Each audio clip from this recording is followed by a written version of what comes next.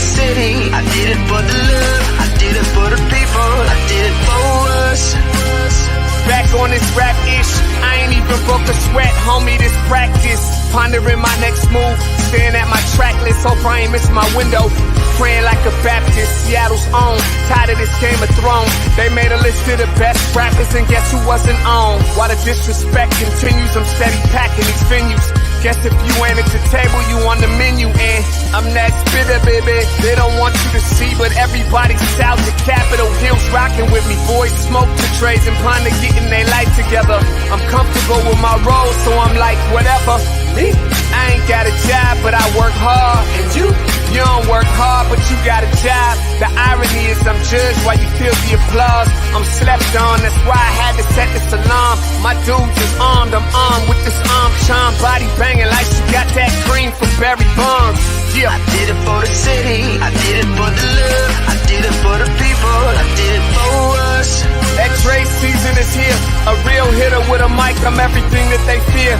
With that hood ain't the same, I was all on their ass, I'm level-headed. So yo, my dudes love when I spaz, and I'm so over Seattle's passive-aggressive attitude. They don't call you back, what they really saying is F you. While I'm from the same place, I move at a different pace. I prefer if you just said it to my face, damn, I did it. I did it for the city. Man's game, I'm only playing with change. They bang models and singers, I'm knocking my old flame, I'm different. The crowd, I move with the chosen few. Black thoughts, I could be the front man for the roots. No diamonds and gold, I'm on my sticks and stones. If we can see your panty line, you should have on a thong. My team is strong, through this fire we forged a bond. And they already know what it is when I get on. To the hearse, party like it's December 31st. When I'm on my deathbed, I probably cracking my nurse. You ain't got the bars to compete, I'm a verbal athlete. Deflating these boys so they say that I cheat. Damn, I did it. I did it for the city, I did it for the love, I did it for the people, I did it for us.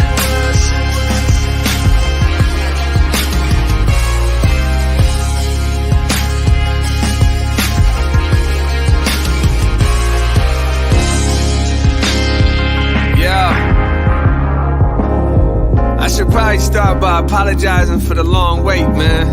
You know, I know I be tripping. But I'm not just a rapper, I'm an artist. And, you know, my creative process is a little bit different than most. Nonetheless, I want to welcome everybody out to the Dre's Experience. I got TCF in the building, my whole camp's here with me. I got the band in here laying this cool ass vibe. And I'm Seattle's own. Let's get into it. I say to you, community, let's take up space. We weren't supposed to make it through the vast Atlantic or back to the door of no return. So shine like the gold in our skin and the first porch light ever lit. 'Cause we lit and we stay lit. It is with love that everything we touch is ablaze with brilliance. We made jazz and had the blues so hard we're still nodding our heads, but this time we sampled What a Wonderful World. What a way to escape the pain and revel in joy. To the Marsha P. Johnsons who woke up our pride. To the Jimi Hendrix who burned his guitar. For the tennis-playing sisters, for those who didn't make it. And I promise not to fake it. We still want our 40 acres, a mule, and reparations. To the barbers and stylists who still carry on tradition. For the laughter through the tough times, the dead and the living that we hold sacred. To be a people who built empires out of sticks and stones and turned the names they called us into songs. We are still here.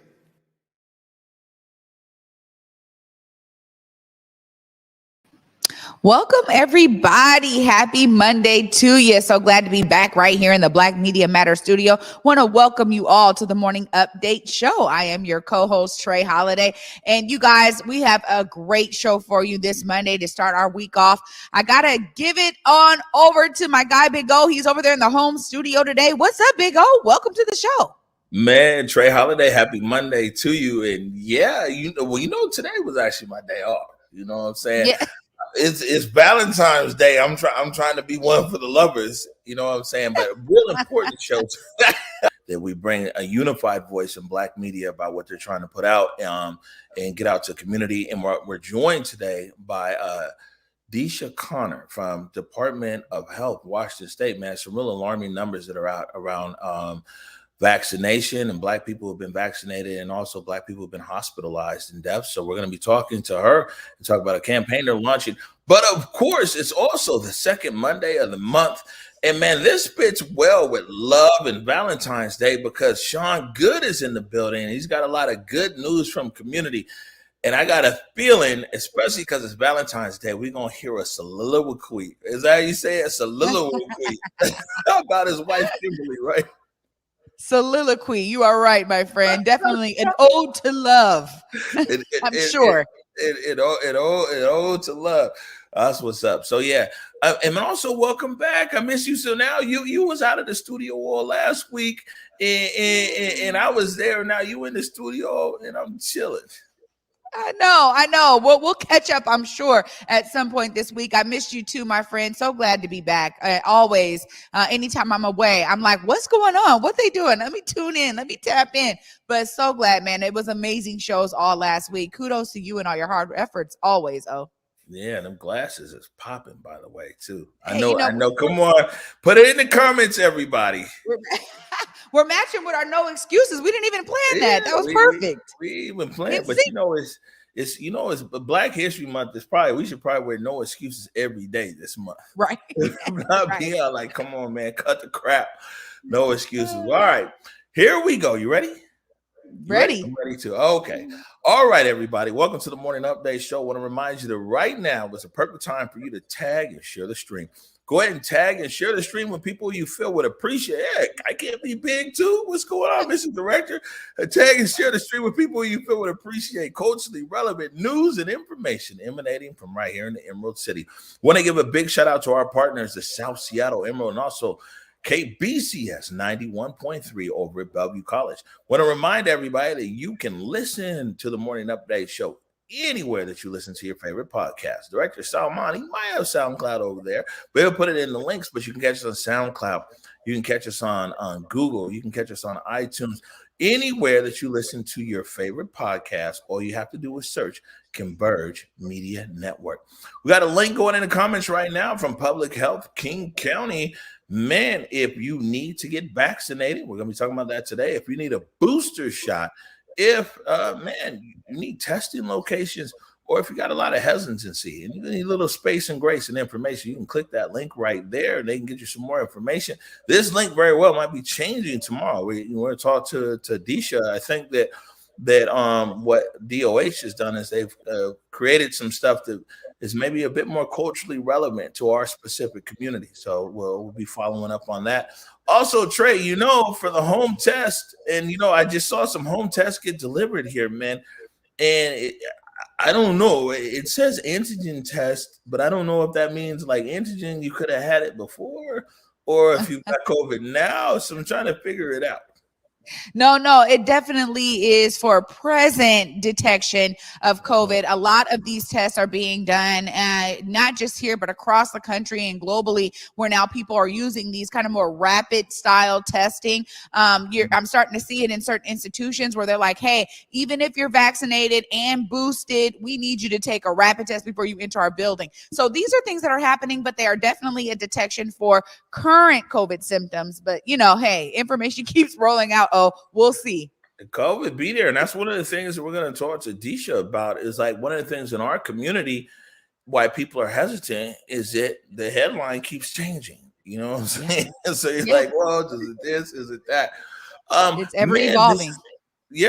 This is a good one right here. We want to tell everybody it's one more day left. This is KEXP. What an outstanding opportunity for young people here. They're hiring interns, everybody, live, and they're hiring interns for booking, for radio production, audio production, social media. $22 an hour, 6-month term, 15 hours a week. Trey Holiday, I wish they had this kind of things like when we was scratching out there. $22 an hour. I'm telling you right now, I know that you always talk about, how you made your name in radio and stuff all over, man. You were telling me about some of the little fees that you were getting paid. Trust me, I think both of us would have really benefited from this type of internship, man. I always got to give a shout out to KEXP for it, because that's like almost a livable wage income, honestly. It's at 15 hours a week, but still $22 an hour is great for somebody who's just getting started and really trying to get their hands on experience. Let me tell you, man. I used to do the Black College Sports Report, and no regrets, by the way, and also hardroad.com, which was based here in Seattle. I do the Black College Sports Report. I drive from Elizabeth City, North Carolina, which is right there on the Atlantic Ocean, all the way down to Charlotte, and I'd cover a game between like maybe North Carolina A&T, Livingstone, or somebody like that, down in Charlotte, 4 or 5 hour drive just to be on air for 60 seconds and do a report and say, my name is Omari Salisbury in Charlotte, North Carolina. I got paid $25, dog. I used to sleep on the side of the road, like on the real. Like, we got paid nothing. So for $22 an hour to be in KEXP Studios is a fantastic opportunity. Yeah, it really is. I'm glad there's one more day left, man. Make sure you guys get this information out there to young people who are really looking for this kind of opportunity. It is an amazing way to get started in this business. All right, good stuff. So, Trey Holiday, man, I definitely wanted to put this in the top of the show because this is news, and it's good news, and we get to kind of button up a story. If we remember on Martin Luther King Day, the Martin Luther King mural on Martin Luther King Way was vandalized on Martin Luther King Day. Right there at Fats Chickens and Waffle on Martin Luther King and Cherry, and man, they 26 years that mural was there. Not even a Sharpie mark on it. And somebody went and vandalized the mural. And the city of Seattle came together, and a lot of other people, including the Mariners and Alaska Airlines, and they came together, raised $18,000. And artist James Crispinell, who painted the original mural 26 years ago, he was back on the block in the hood, man. And I caught him as he was putting his finishing touches on the mural. What's going on here today is we're just finishing the mural restoration. We've been here for 10 days. The Martin Luther King piece, I painted it 26 years ago. And on Martin Luther King's birthday, early in the morning, it got super tagged, super graffitied, and some kind of racist stuff on it. And so I came back in to repaint it and make it fresh again. Bring it back to life, bring some love into it. It feels good because the community, the community involvement in this, there's been the support, the stories. It's integrated after 26 years.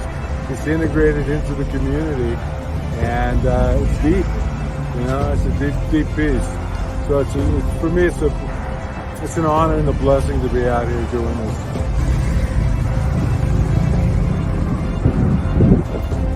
26 years without a mark on it, and some bad boys decided they were going to make their statement on this, and it's crazy. It didn't have a mark. It didn't have a Sharpie mark for 26 years. People don't mess with it. So maybe now.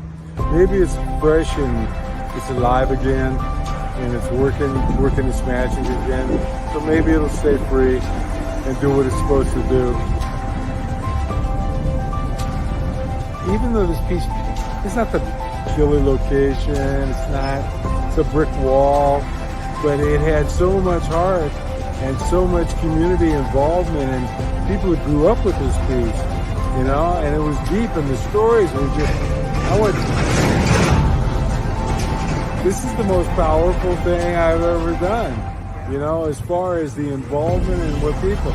So now with this paint, after the graffiti, it's been remarkable. The stories, the affection, the love, everything's just like crazy. Well, I put the quote up there 26 years ago, and that's kind of the story. Darkness cannot drive out darkness, only light can do that. And hate cannot drive out hate, only love can do that. And so that was kind of the message that I wanted to couple with the piece. It's simple, it's easy to understand, And if you got hate in your eye, try and bring some love in, you know?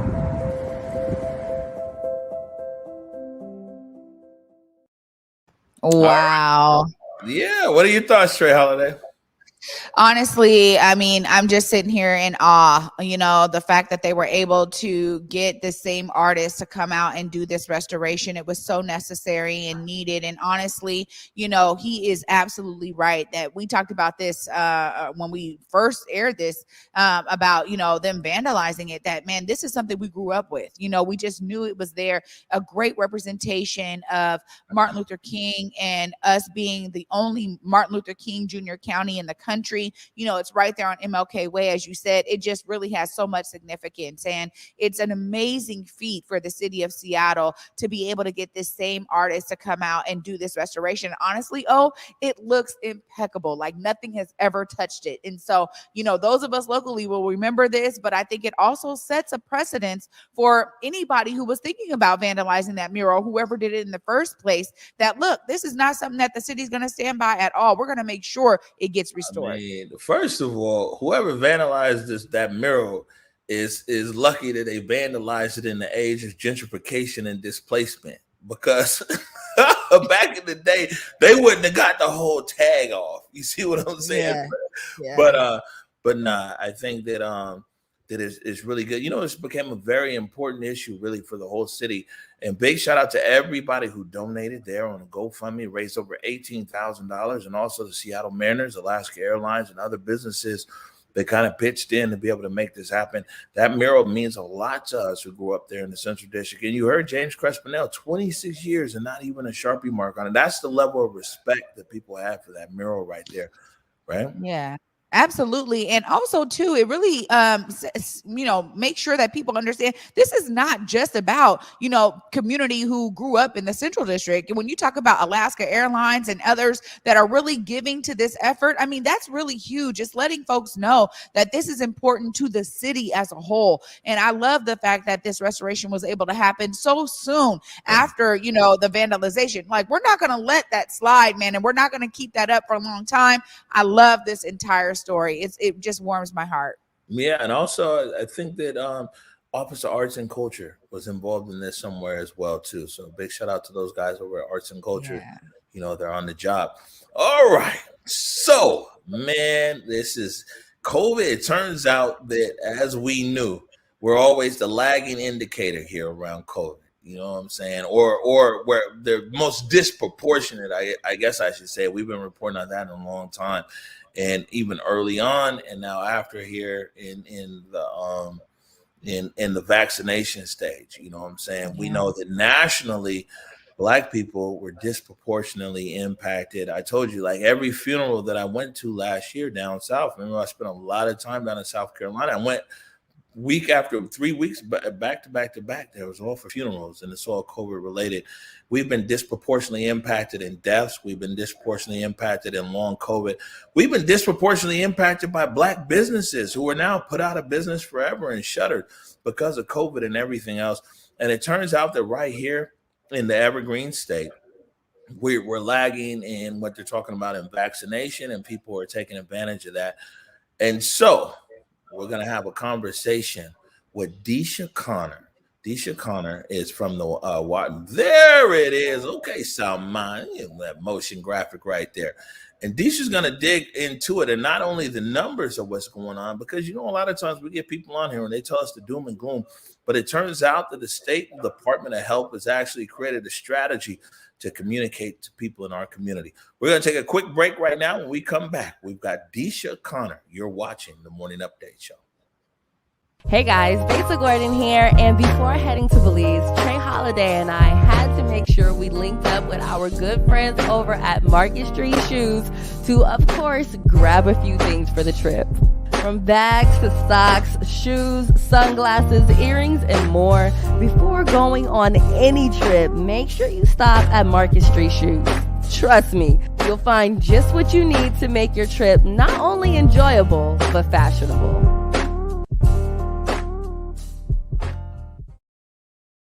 Hey guys, DeeSha Gordon here with some much needed information about what's happening in our communities when it comes to COVID-19 in 2022. Omicron is actually the latest COVID-19 variant and honestly is hitting our local communities and hospitals pretty hard. You can help out by 1, making sure you are vaccinated, 2, making sure you have your booster, and 3, simply masking up. As we learn more about COVID-19, we're also learning more about how the vaccine works best. A booster shot 2 to 5 months after your COVID-19 vaccine significantly improves protection against COVID and its many variants. If you need a COVID-19 vaccine or a booster, there are free options for transportation and childcare that are available. To learn more about all of your options and where you can get your booster shot, go to kingcounty.gov/COVID/vaccine.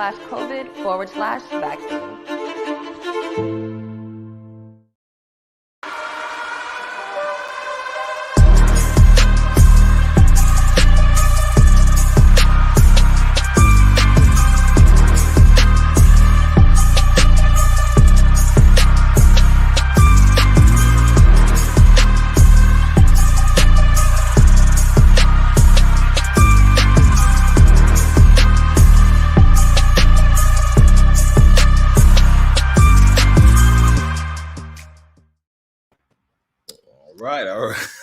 You know, it's weird, but I'm at a studio because you know it always usually comes up on you, but we're both here on the screen. I'm like, welcome back to the morning update show. Hey, here we are. Welcome back. I also want to remind everybody a great way to support independent Black media and make a statement. And we got some no excuses stuff that's over there as well. It's whereweconverge.com/shop. You know what I'm saying? We appreciate your support. Okay, let's get into it. It's a conversation right now about COVID, and we're talking about culturally relevant communications in our community. Mr. Director, please bring in DeeSha. Connor. Hey. Hello. Hi, DeeSha. Good morning. How are you guys? Doing good. Well. You know, we always want to get it right. So tell us, how do we actually say your first name? DeeSha. Look, and she hit it with the you know what I'm saying? You heard it right there. She said DeeSha. DeeSha. Okay, get it right. Hello. Yeah. There you go. All right, DeeSha. Welcome to the Morning Update Show. It's a pleasure to have you here. Thank you. I'm so glad to be here. Thank you. No, good stuff. So, you know, it's not often that the big dogs, you know, where we're sitting here in the city of Seattle, and Seattle and King County Public Health are tied together. So we have a lot of interaction here with the city and with the county, but it's not often the big dogs show up on the Morning Update show. So we like, you know, like I said, today was my day off. Larry Williams was like, hey, bro, the big dog is on the show. You need to be there. I said, yes, sir. Yes, sir. No problem. But man, why don't you tell us real quick about yourself and what you do for the state? Yes. So I'm DeeSha Connor. I'm a COVID-19 health educator with the Washington State Department of Health. And the team that I am on, we actually, we run the statewide social marketing campaigns. So today I'm just here to talk about a campaign that we have that actually launched today, the Here For Us campaign. So just to give you guys some more information about how we, you know, partner with the community and heard all the concerns, you know, geared towards the vaccine and COVID-19. And so we created this space to answer those questions and to provide, you know, truthful answers, because I know it's a lot of information out there. Right. It really is. Yeah, no, I mean, it really is. And that's one of the things we talk about oftentimes here on the Morning Update Show about the vaccine hesitancy. And as new information is coming out, how are you guys, you know, ensuring that that's a part of this campaign? Because I'm sure there's a bunch of questions that people really want answers to right now. Right. So speaking of, well, Mr. Larry, his group, Anchor Group, they, you know, they did research with the audience, lots of focus groups. We were very privileged that, you know, community members wanted to be involved. They provided, you know, their concerns, their reasons for being hesitant on the vaccine.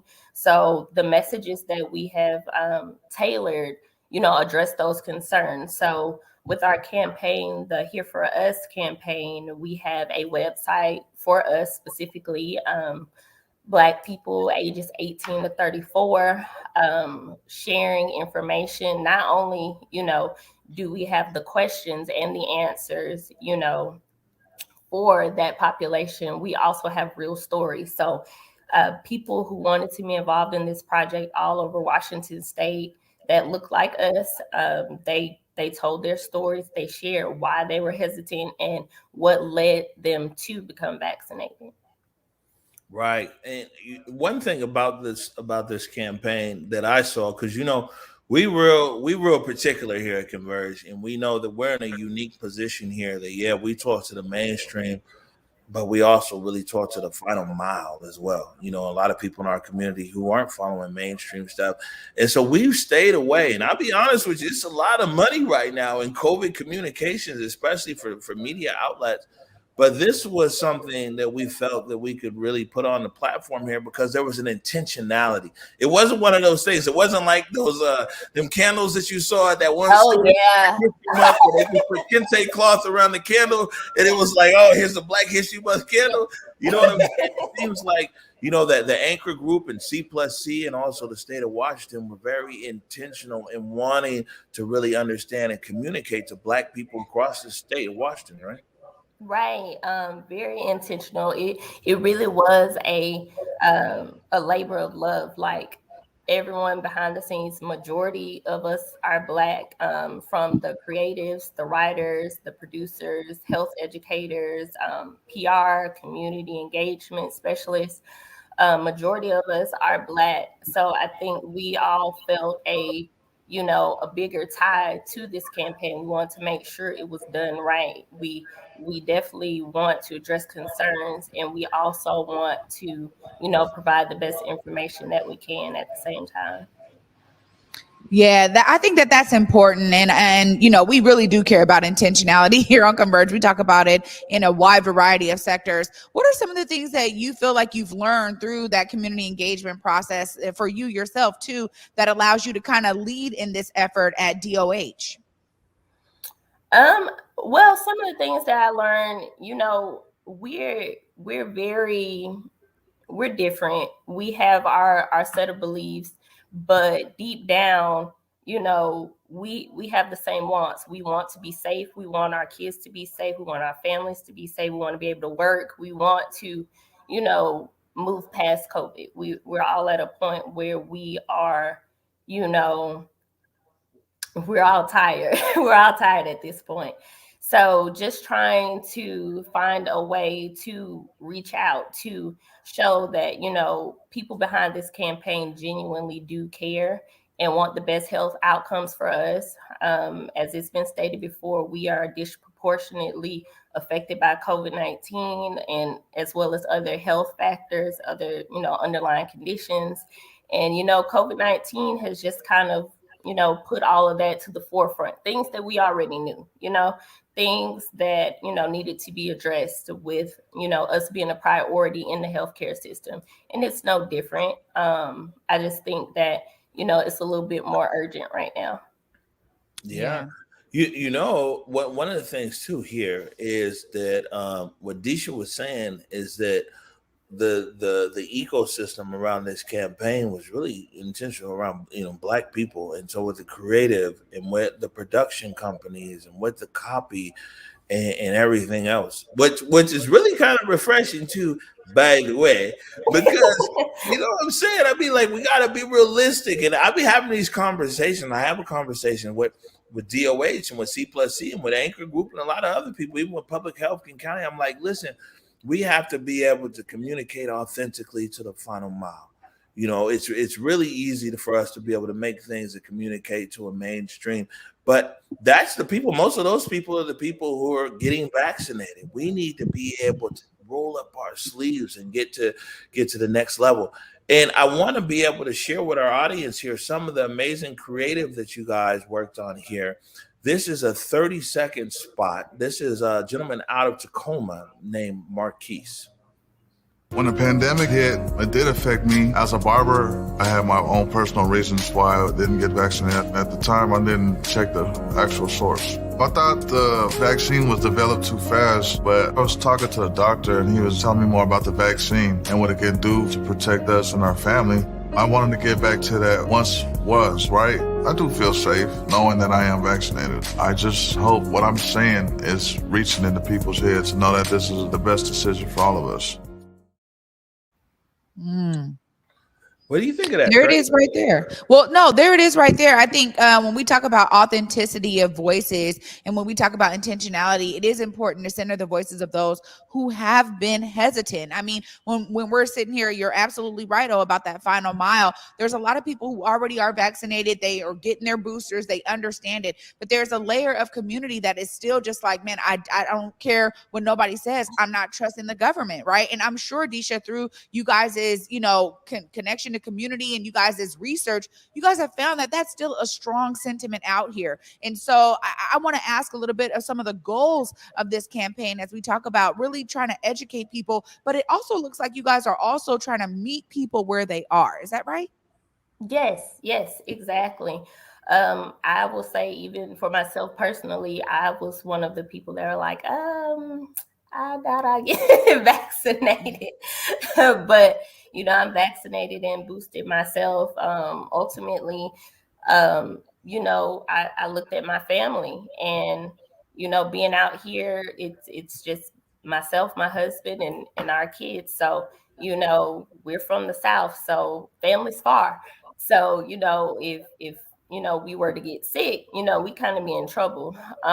So just thinking back on my process, and even with my parents, they have underlying conditions and they were both vaccinated before I was.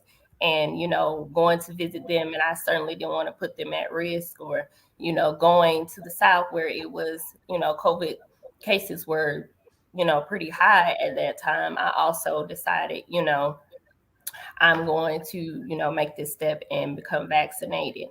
The point in meeting people where they're at, is very important. That's why with this campaign and, this website that we have, it's culturally for us. With the research, the focus groups that we've done, we've learned, what people's hesitancies are, the mistrust, which, we know that to be something that's true. It's something, we can't ignore. We can't say, oh, you have no reason to not trust the government or the health system. We know that to be true. But, we want to acknowledge those things, and we want to find a way to, provide the information people need to reconsider getting vaccinated, those that, are still on the fence about it. Right. What part of the South you from, DeeSha? I'm from Alabama. Oh, okay. Right. What part of Alabama? I'm from Montgomery. Okay, hold up. You know what I'm saying? Hey, listen now. My fam band were right down there in Montgomery, Alabama, man. You know what I'm saying? My great grandmother, Alice Walton, rest in peace. She had just passed away last year down in Montgomery. And my niece is over there, 2 hoops and a holler over at Tuskegee University. You know what I'm saying? Come on, Montgomery in the bell. I'm over here listening. I'm just listening. And I said, ooh, she from the South. Oh, yep. She from the South. Let me see what part of the South she from. All right, Montgomery in the building, y'all. This is good stuff. I will say this too, is that one thing that is a bit different about this campaign, Trey Holiday, is that instead of just manufactured communication, which a lot of times is thrown towards Black media, and that's why the last go around of the communication, Converge kind of found itself in a unique space, because we didn't go with the cookie cutter communications. We didn't want to be in a position to where we pushed people who were hesitant in our community away. You know what I'm saying? We wanted to make sure and leave some space and grace in the communications. And we found ourselves kind of ostracized. Like, oh, Converge isn't on message. We were like, no, we know how our people get down. And, Trey Holiday, with this, of course, it's our big brothers and colleagues who are part of this campaign. We talk about KRIZ and KZIZ over there, the Medium newspaper, the Facts. Talk about Rainier Avenue Radio, but also the Black Lens, which I was happy to see over in Spokane. So this is a statewide effort, right, DeeSha? Yes, it's definitely a statewide effort and a community partnership because without, being able to talk to community members, we wouldn't have anything to work off of. And like you said, it would be very, um, generic and cookie cutter and it would miss the mark. No, this is Yeah. good stuff. Absolutely. I think that that's the important part about all of this is that, we can't have things missing the mark anymore. And that's why I'm glad that you guys were able to do those focus groups, learn from people and understand what it is that is keeping them from getting vaccinated. I mean, again, I have these conversations in community all the time, DeeSha. And as you know, I mean, especially, even people from the South, some of my family that's, across the country, this still is a real growing issue for so many people. And even though we look at some of the numbers and how the numbers are disproportionately affecting Black communities, that's still not always enough for people to go, well, I guess I got to do this, right? And so Right. I think that it's great that you guys are looking at it from a full scale scope, because I think that that's what's necessary right now. And, I really just hope that the campaign is really going to target the goals that some of you guys have for this, because it is important that this messaging is out there in community. Glad you guys are doing it. Thank you. Yes, I'm very excited about it. Just how it's turned out. From that video you guys seen, like just the imagery, like just to being in a room full of Black creative people here in Washington State. It was just like, wow, this is something amazing. To be a part of. So happy to work with the community to have a better health outcome for all of us. All right. Absolutely. This is good stuff. So listen, we're gonna let you go because we know you got busy work today. Today is a campaign launch day, and so Yes. DeeSha's all over the place today, and we're thankful for the time. Thank you. Make sure and tell everybody before we let you go how can they keep up with this campaign and information, and they'd be surprised. I'll say this, Trey, there is some big dogs on this campaign. There's a lot of people in community that, that have been out front and very reputable and credible that are in this campaign. And DeeSha, why don't you tell us where should people go, what website, or how can they keep up with it and get more information? Yes. So it is here for us, WADOH.org. So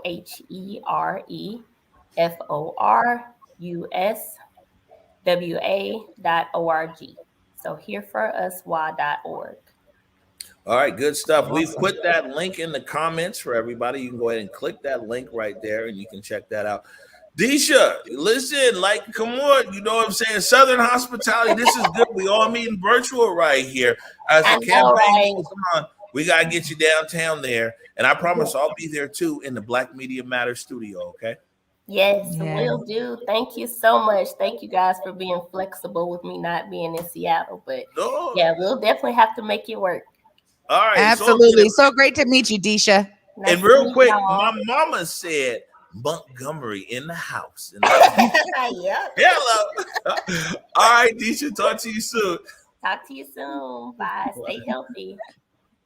Stay healthy is the key, my friend. It's great to see that there is a serious effort to also elevate not just Black voices, but the fact that their intentionality spread through who they were even working with. So I love that you pointed that out, O.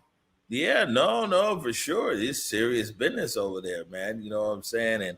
And good, big shout out to DeeSha. And like I said, Trey, you know what I'm saying? They're really wanting to make an impact here on this campaign today. And you know how serious I take my few days off. So I was going to say it. I'm like, man, if you tuning in on your day off, this is real big. This is important stuff. No, listen, it is, but and I'm getting ready to hop because I know Sean Goode's there in the studio. He's got a lot of good news. He was talking about kids reconnected in schools and everything else. But I'm a steal a little thunder from your set because I'm getting ready to get out of here and I'm leaving with Deshaun. I have some breaking news, Trey Holiday. I'm giving a spoiler here to our audience. Breaking news! Sean Goode is madly in love with his wife, Kimberly. So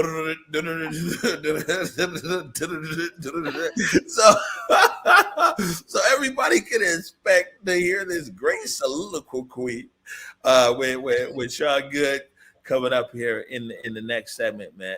There it is. Ooh, look at that. Fantastic motion graphic. Thank you, Salman. Trey, I'm gonna bid you a fond farewell right here. Have a great rest of the show. Tell Sean Good I said hi, and I'll be back in the studio with you tomorrow. All right. Enjoy the rest of your day off, my friend. Thank you for hopping on with us today, and great to see you. Okay. That's your cue, Salman. All right, you guys, stay tuned after this short break. Up next is Sean Good in the studio with me, Trey Holiday. See you after this break. Hey guys, Vaccination Gordon here, and before heading to Belize, Trey Holiday and I had to make sure we linked up with our good friends over at Market Street Shoes to, of course, grab a few things for the trip. From bags to socks, shoes, sunglasses, earrings, and more. Before going on any trip, make sure you stop at Market Street Shoes. Trust me, you'll find just what you need to make your trip not only enjoyable, but fashionable.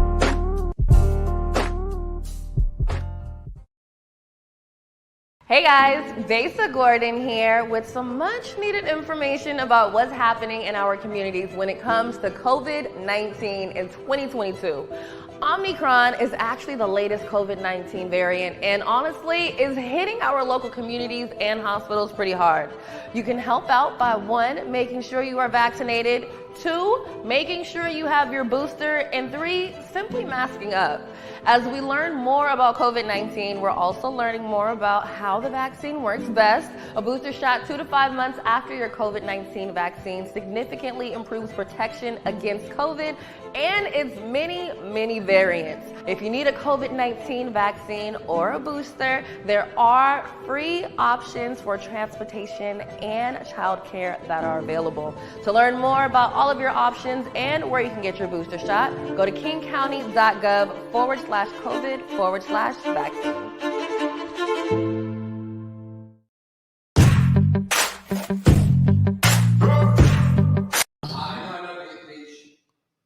Oh, there we go. Oh, there we go. Okay. One's on. You see me? Okay. Hi, you guys. Sorry. Welcome back to the Morning Update Show. I'm your co-host, Trey Holiday. And joining me right now in studio, I was trying to explain to Salman. We were making sure our monitors were all up and running. But thank you, Salman, for making it happen. Is my brother from another mother bringing the good news, Sean Good. Hey. Can I get a singing introduction Yeah, every time every like that? time. Every time. More of that. Happy Monday. Happy Yes. Valentine's Day. Great to be in space with you today, my friend. Look, you saw Omari still in my breaking news clip, man. He just had to make sure he put it out there. But you know what? Before we dive into anything, man, I got to give you some space because we know how much you love your wife. And she was gone for a minute. She's back. Man, give her some Valentine's love. Okay. No, like I was telling you, Trey, she's been gone for 6 weeks. Yeah. And last night was like my first night of like sleeping all the way through because I got my best friend back. You know what I mean? So here we go. My bride, I love you. This is for you.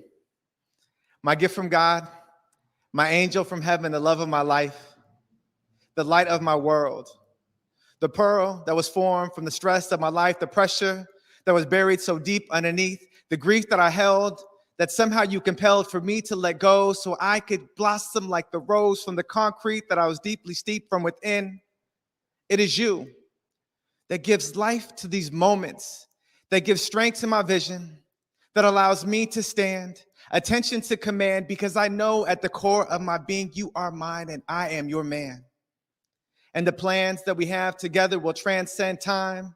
And I know this is truth, because it's beyond my heart and it's beyond the intellect of my mind. It reaches deep within my being to a place where you are there and I am there with you, and together we are seen. You, my gift from God, my angel from heaven, the love of my life, the woman of my dreams. Thank you for being my Valentine, and thank you for being my queen. I get to be right here while this brother is giving this love. I mean, literally a tear is dropping from my eye right now. I mean, I can't even, Sean. I can't even. First off, let me just look right here. And let me just tell any man who loves any woman, it needs to be that deep. Okay, you understand? It's a bar that's setting very high, but it should be that deep. Sean, beautiful words as always, my friend. Omar was right. And even though he could barely say soliloquy, You just blew our expectations out the water. And I know your wife is over there receiving all the love you pour into her. Look, Trey, when you wake up next to the most amazing woman on the planet, it's easy to be inspired. And to draw upon that inspiration, to be able to offer a few words to honor her on this day, man, look, I'm telling you, it is absolutely nothing. But what I tell you is something, is the fact that y'all give me this platform to be able to love on her. And this, when I woke up this morning, I was leaving the house. I'm gonna tell you what she said. And I know you're watching. I'm gonna tell you what she said. She said, well, it's Valentine's Day and you're going on Converge, so you got something special for me? Oh. I said, wait. I was like, is that what we're doing now? She's like, well, you're always talking about me on Converge and it's Valentine's Day, so what are you gonna do that's special? I'm like, okay. Well, I got you then, my bride. There's your special. I love you, gorgeous. That's so beautiful. Well, you know what? We love that, because not only is it about Black media mattering, but for me, and Omari will say this too, it's about Black love mattering, man. We need so much more of that goodness in our communities. When we talk about our families staying together, it really is this essence of love that I think sometimes does not get enough space. It just doesn't. And so we need to be able to talk about that, because you're always bringing the good news, man. And you got more good news for us, because apparently there's some great restorative efforts happening for our youth. I mean, honestly, we were just talking to DeeSha about COVID affecting us in a way that is hitting businesses and everything else, but we don't always talk about the morale of students and this online environment. Tell us a little bit more about some of these amazing efforts happening in our community. Yeah, thank you, Trey. I was reading the paper this weekend, Seattle Times. They did a report about young people who are having a hard time re-engaging in academics post-pandemic. And in fact, the number was 29,000 young people who they don't know where they are. Young people who are simply missing, where they can't account for them on the rolls. 29,000 young people. And as I was reading through the article, there were two organizations of the several that they mentioned that were led by people or connected to people who I care deeply for, and I was so proud to see their work highlighted in this way. One of them was Terrell Dorsey from Unleash the Brilliance, and the other one was David Lujano from Central Rendon. David's organization that he supports is in Kent, and it's connected to St. Vincent de Paul, and Terrell Dorsey serves the entirety of King County. And what I think is beautiful about both of these efforts is they predated the pandemic. These folks were already doing work in communities, serving young people who are disconnected from the academic system as it traditionally stands. And when the pandemic came about, and young people began to detach even furthermore, they were perfectly positioned to continue on their mission of connecting young people with school. And we already know that the educational environment is complicated for many of our Black and brown children to stay plugged into. We know that when there's an absence of teachers that reflect our cultural background, our ethnic background, when the curriculum is challenging for us to digest because it doesn't embody our lived experience, that there's so many reasons why to step away. And then you add this virtual element to it, and then this invitation to get re-engaged if you weren't engaged before. And if it's not done in a culturally competent way, where you're engaged by someone who looks like you, who comes from the background that you come from, that understands the stress and strain of what's been happening in your household, it's easy to just dismiss it and move on. Yeah. But these leaders like Terrell Dorsey and David Lujano, they're transforming our community, especially in South King County, for the better.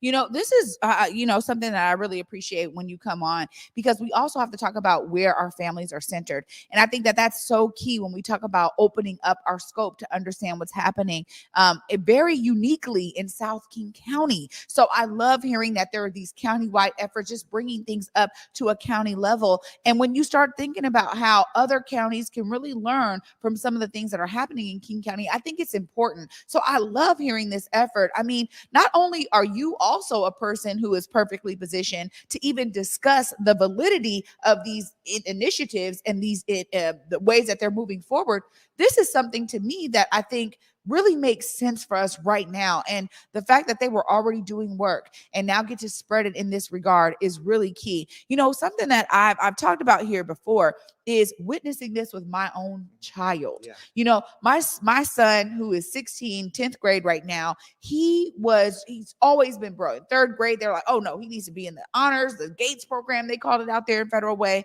you know, so he could do honors classes. He's always just been astute, you know, hey, okay, if I got to learn this way, I'm going to learn this way.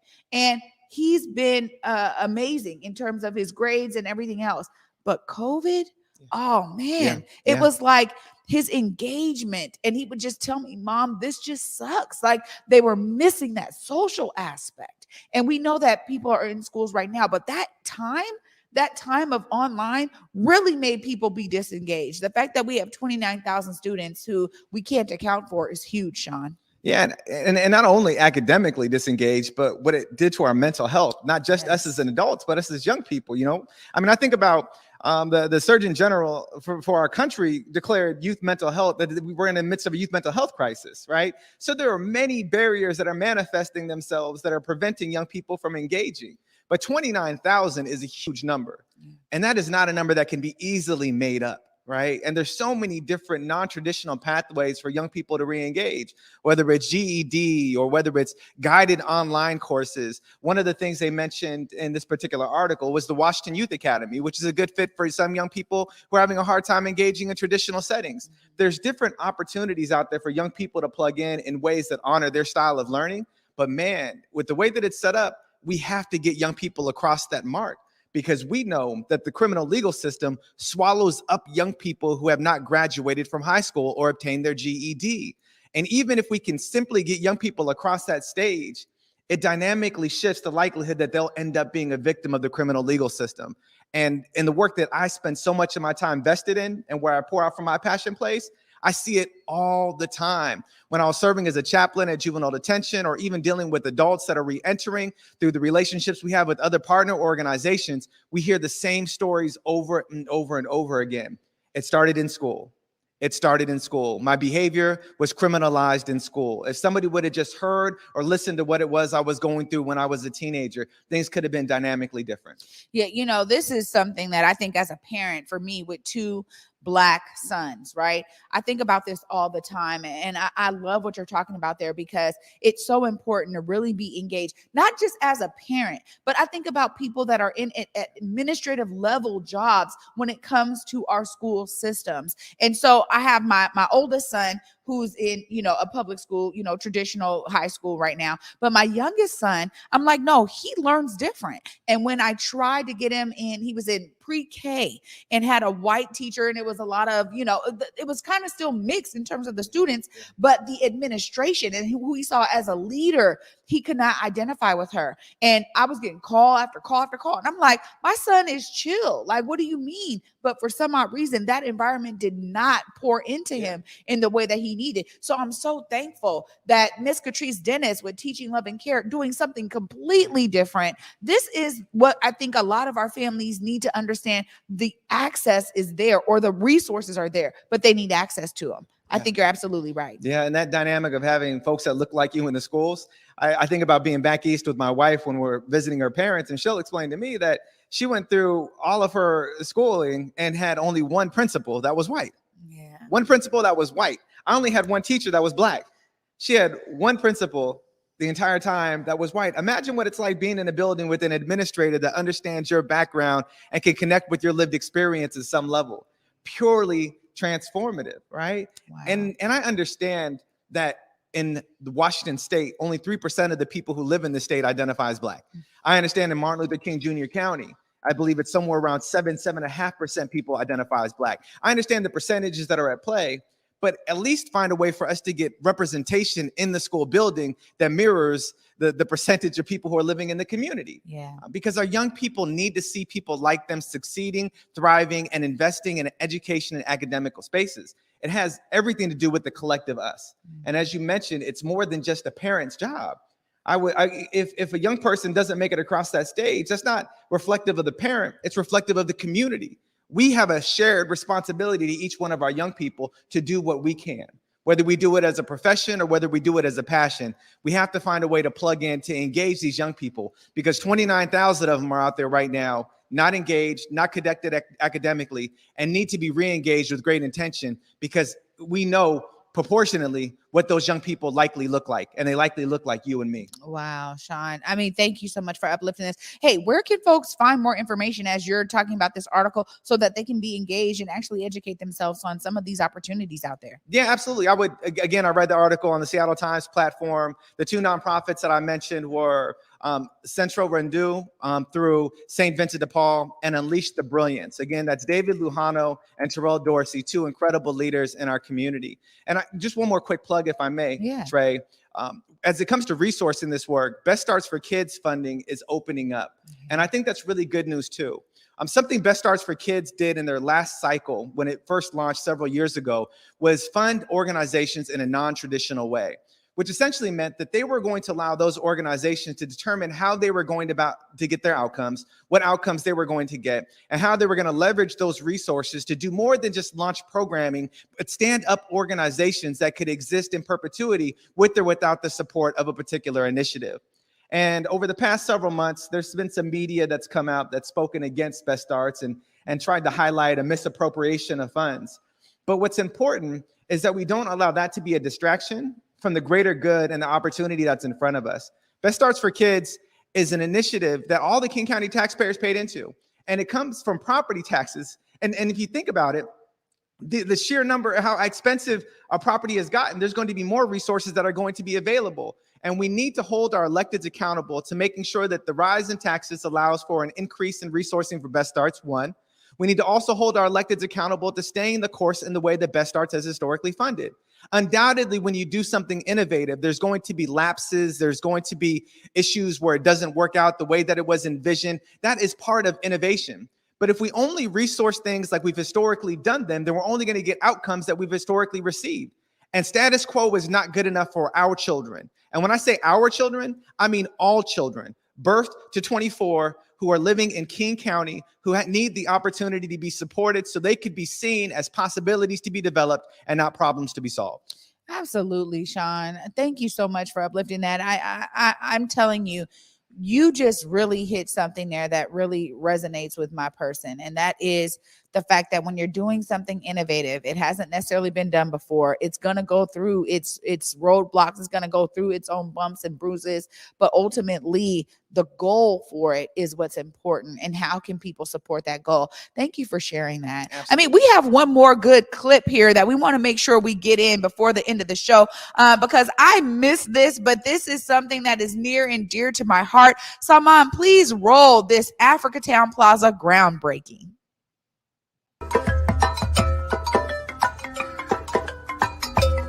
We're here for land ownership. We want to build something that lasts longer than any one of ourselves. We want to build something that we can pass on to our children and our children's children so that they can share in the prosperity of this booming region, so they can share in the economy of Martin Luther King County. Because we all know that today is about more than the individuals and the families who are going to find an affordable home in this building. Today is about more than the artists who are going to be able to celebrate and enshrine Black culture in this space. Today is about more than the small businesses who are going to open on this block and generate Black wealth for generations. Today is about something bigger. Today is about a movement. Today is about a movement to create a new normal.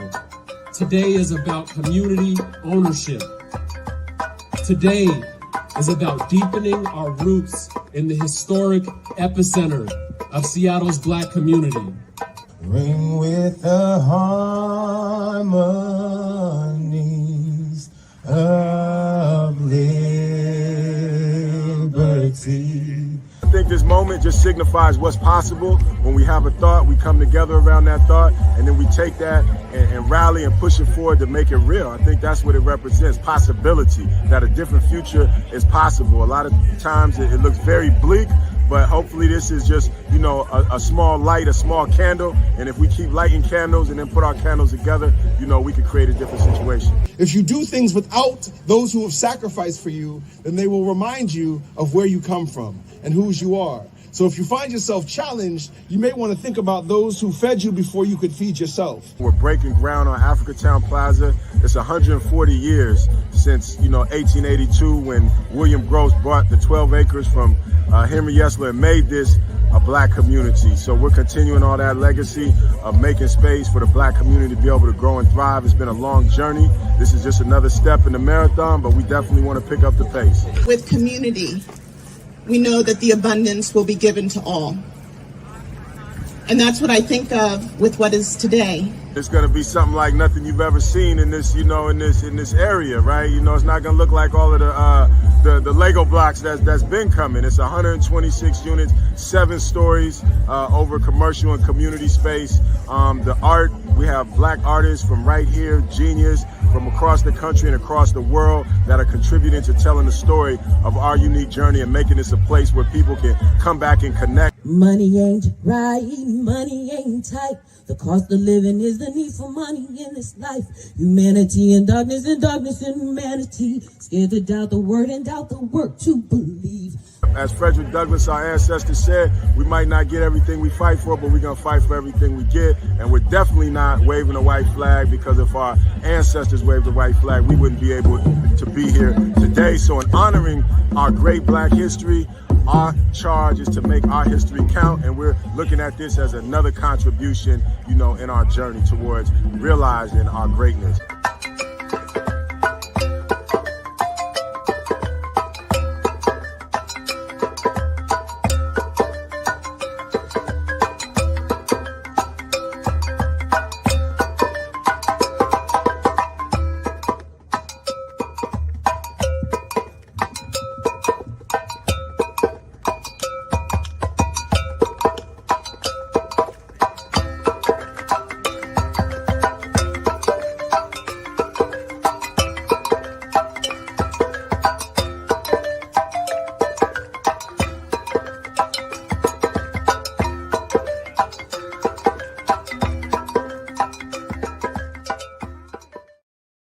Oh my gosh, what an amazing effort. I know we're a little bit over time, but I gotta just talk to you real quick about this, Sean. This is exactly something that has taken so long to get to, but to understand the impact that this is going to have on our community is huge. Man, again, shout out to everybody who's involved with Africatown Community Land Trust, the groundbreaking, everybody. I know all my brothers over there. I got to give a personal shout out to KY King Garrett and to Momar Hermanstein. I know you're in the background, Momar, but your brilliance with real estate really helped to bring this effort along. Man, Sean, how does this feel for you to see something so impactful in our community take shape? Yeah, well, look, I'm South King County born and raised with no apology. Yeah. Right.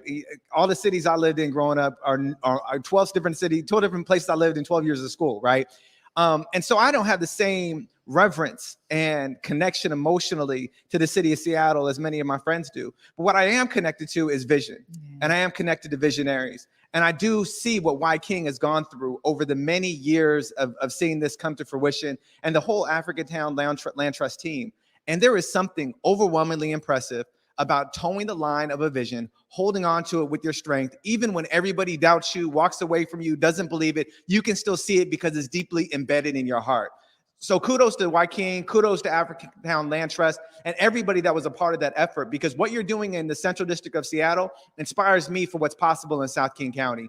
Because the more of us that move down there, the more space is necessary that reflects our values, our culture, and our experiences. And I hope that we can begin to mirror efforts like this as we move further south. Yeah, this is exactly why Africatown, it is something that is being honed in the Central District, but that will resonate throughout not just Washington State, but the nation. I mean, Africatown is being a leader. And while I was working there, I was so inspired by that vision to be like, acting locally, but thinking globally. And the ideas of what that can really mean is so important and resonates so well with me. Again, you know what, Sean Goode, always a beauty to have you on, bringing the good news. Thank you for starting my week off back in the Black Media Matter studio to such an amazing, inspiring start. You know how much I love and appreciate you, and kudos to you for all the things that you're doing. Thank you so much for joining me today. Well, thank you for having me. I'm grateful to be in space with you as always, my friend. Always, man. You know what, you guys, this is something for me that is so important. I'm so glad that you guys were able to be with us.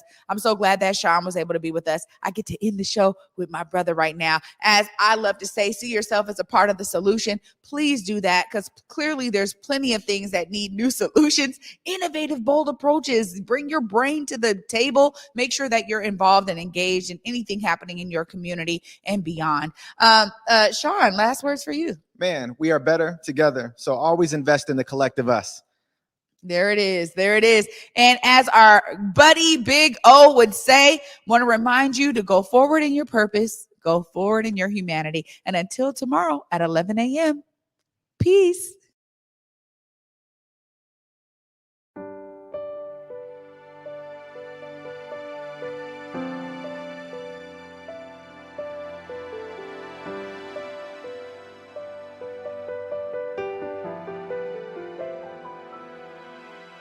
What do I see through a lens of fear?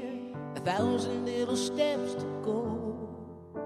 What do I fear after all these years? Lord knows I don't even know. I've been running on the edge of a sundial, sleeping in the shadow. I've been begging you to see me, then hiding beyond the unreachable. Looking out left on a right-hand turn, just trying to make a deal. Lazy shoes and love is a love that churn. That's the kind of food that heals. I've been searching for the end of an era, waiting to be ready. The world is bigger than a moment. Be steady, that's how you can feel it's real. But I feel naked in my new clothes, 'cause I got used to hiding the holes. This old world got new tricks and I'm in the thick of it. This I swear I'm already sick of it. At least I found the antidote. Oh.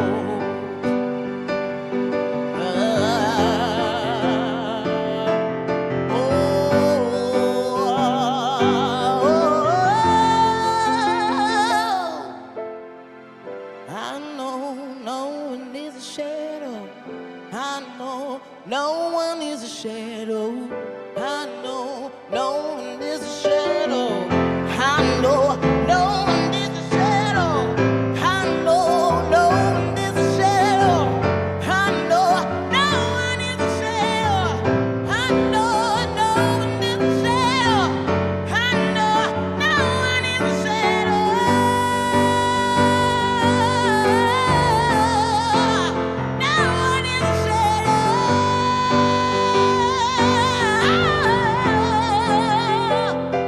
But I feel naked in my new clothes, 'cause I got used to